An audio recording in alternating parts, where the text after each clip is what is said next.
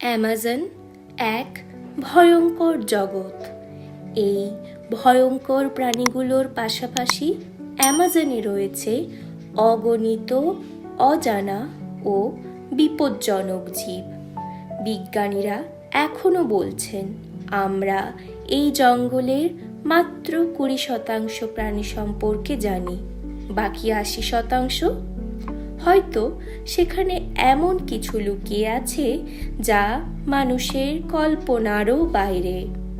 আপনি কি কখনো অ্যামাজনে যাওয়ার সাহস করবেন? কমেন্টে জানান। ভিডিওটি ভালো লাগলে লাইক, শেয়ার এবং চ্যানেলটি সাবস্ক্রাইব করুন। রহস্যের আরও গভীরে যেতে আমাদের সাথেই থাকুন।